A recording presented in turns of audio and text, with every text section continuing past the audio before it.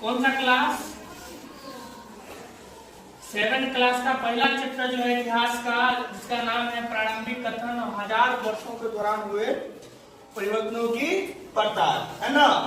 उसमें 3 क्वेश्चन लिखा दिया गया था, पहला, दूसरा और तीसरा, ठीक है ना। इसके बाद ध्यान देंगे चौथा क्वेश्चन है जो इस काल में हुए कुछ प्रौद्योगिकीय परिवर्तनों की तालिका दे, मतलब उसका लिस्ट मांग रहा है जो क्या क्या उस समय में हुआ था।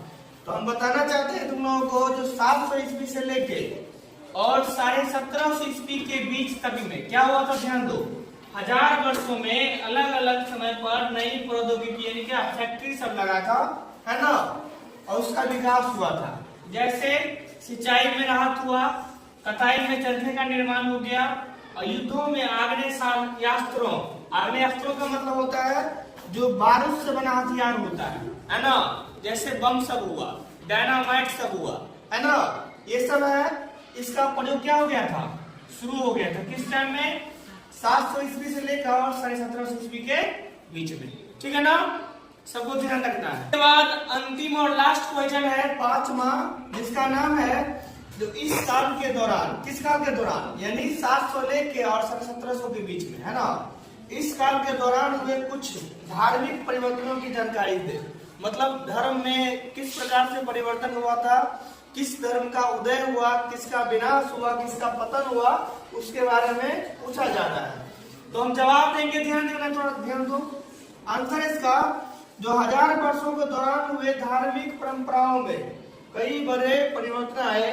लोगों का दैनिक आस्था क्या हुआ, क्या हुआ, मंदिरों का निर्माण हुआ, है ना, और पुरोहित जो पंडित जी थे उनका महत्व क्या हो गया, बढ़ गया, है ना, जो कि ब्राह्मण हुआ करते थे। और ब्राह्मण क्या क्या करते थे, संस्कृत का पठन पाठन भी करते थे, ठीक है ना। उसके बाद ध्यान रखना है इस काल में, मतलब इस समय में भक्ति आंदोलन की क्या हुआ, प्रारंभ, शुरुआत हो गया, प्रारंभ हुआ। जो कर्म कांडों के आलोचक थे इस काल में 7वीं सदी, है ना, में इस्लाम धर्म का शुरुआत हो गया, और 16वीं सदी के समय में क्या हुआ था, ईसाई धर्म का शुरुआत हुआ था, है ना, भारत में। उसके बाद ध्यान देंगे अगला पॉइंट है जो 12वीं शताब्दी में रामानंद को उत्तर भारत में भक्ति आंदोलन का क्या माना जाता है, जनक माना जाता है। रामानंद को 12वीं शताब्दी में उत्तर भारत का क्या माना जाता है, भक्ति आंदोलन का उत्तर भारत का जनक माना जाता है। फिर दोबारा ध्यान देंगे 12वीं शताब्दी में रामानंद को उत्तर भारत यह माना जाता था, ठीक है।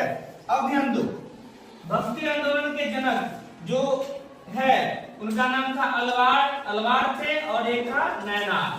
अलवार जो है विष्णु जी को मानते थे और वैष्णव भगवान को यानी विष्णु जी का पूजा करते थे, और नैनार किसको मानते थे, शिव जी को यानी शैव को, है ना, ध्यान रखना।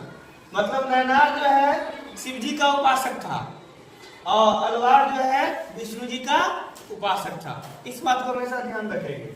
उसके बाद थोड़ा और जान लो, थोड़ा उससे बड़ा पॉइंट दिखाया गया है जो भक्ति आंदोलन के जनक और शुरुआती प्रणेता दक्षिण भारत के, वो था उत्तर भारत का कौन, रामानंद। ये दक्षिण भारत का बात हो रहा है। जो अलवार थे, जो मित्रत्व बताए हैं, जो विष्णु के उपासक थे, और अगला कौन था, नैनार, जो शिव के उपासक थे, और इन लोगों को क्या माना जाता था, संत माना जाता था, ठीक है ना।